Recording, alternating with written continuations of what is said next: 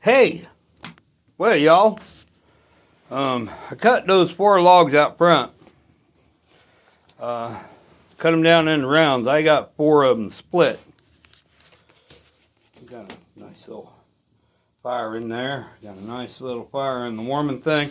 If you know, you don't see my breath, but outside it's a chilly 19 degrees. So between these two, boy, this place warming up. It's probably 55, 60 degrees in here.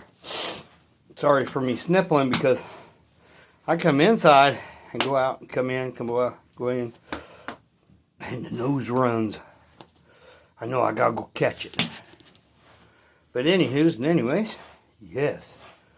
That cap rock over here, the cap rock that I put on top of there, is so hot I can't touch it. I mean, it's extremely hot.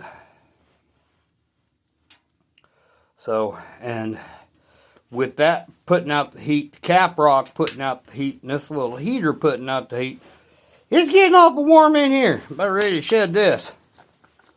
But no, we're just hanging out, doing a lot of nothing.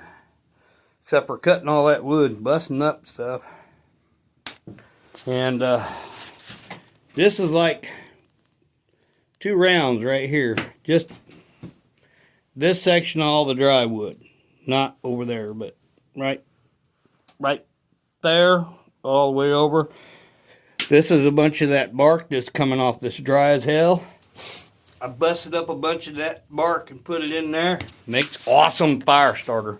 And then this bit right in here, that's off those 2 rounds.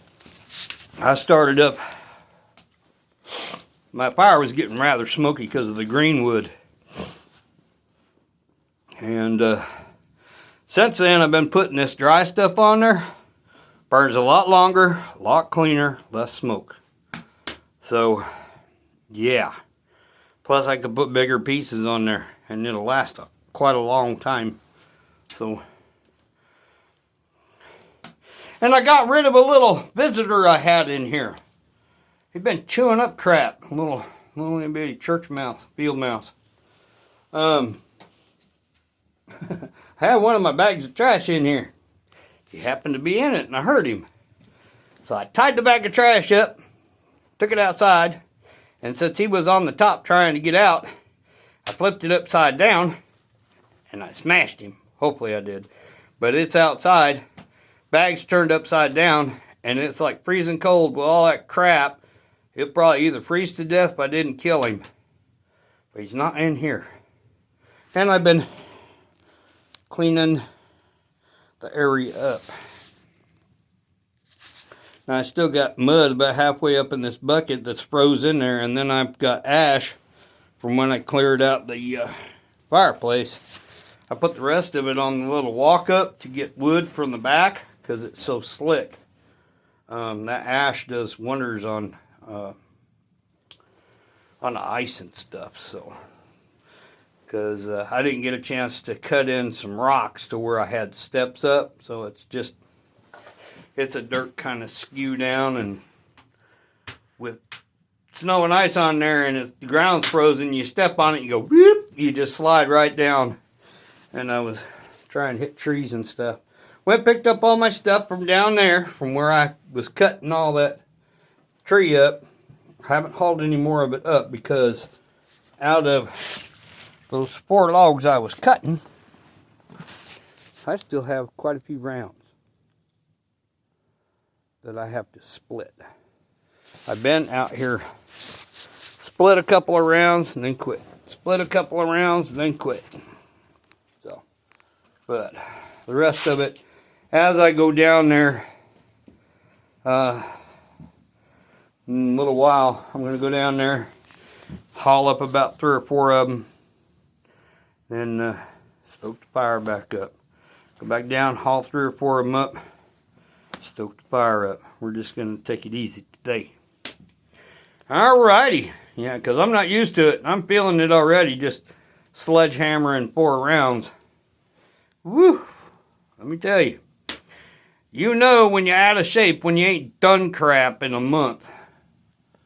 I've been basically laying around playing, and now I got some actual work to do again up here. I actually have a lot of work to do. I gotta go down here by the creek and start cutting up, hauling up all that wood, and at least laying it around the back. That way, when I get ready for it, I can knock this little log that I split, my splitting log.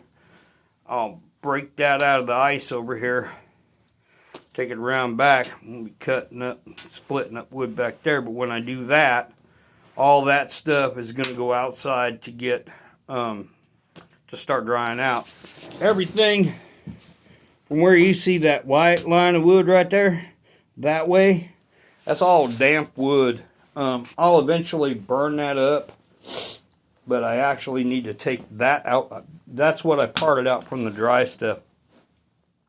That all actually needs to go outside and let it dry for a while, a few months anyways. So yeah, when I get that stuff down there, that's green, and depending on how new it is, it's still going to be wet. So I'm going to have to split it and put it behind here to let it dry out. And in the meantime, through the winter, I'll cut down all these dry trees that are dead. There's quite a few of them around, those ones that are up there on the hill. And then that one big one back down here. I'll play with that fiasco later. Because when I cut that big one down, I don't know how well it's going to stay up on the hill. But I do have a way to hook them onto the four-wheeler and bring the four-wheeler up the trail just a little bit. But I'm not going to try and turn that thing around. What I'll do is I'll get it and hook it around something to where it pulls the tree part up on the road to where I can deal with it.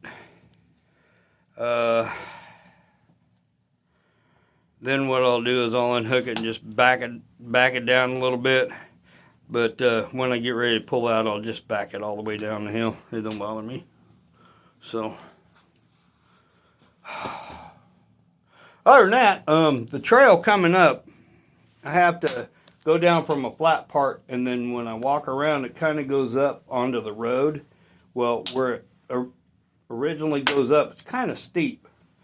So I'm going to have to get down there with the shovel and start picking up the dirt there and start putting in some flat rocks in there. Figuring out how I'm going to put some flat rocks in there.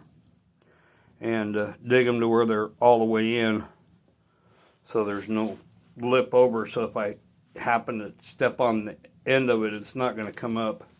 So I'm going to make like a little stairway back there. Make it easier for me to get up here. Alrighty then. That's all the chores I got right now. I'm just busting up wood. Busting up wood. So,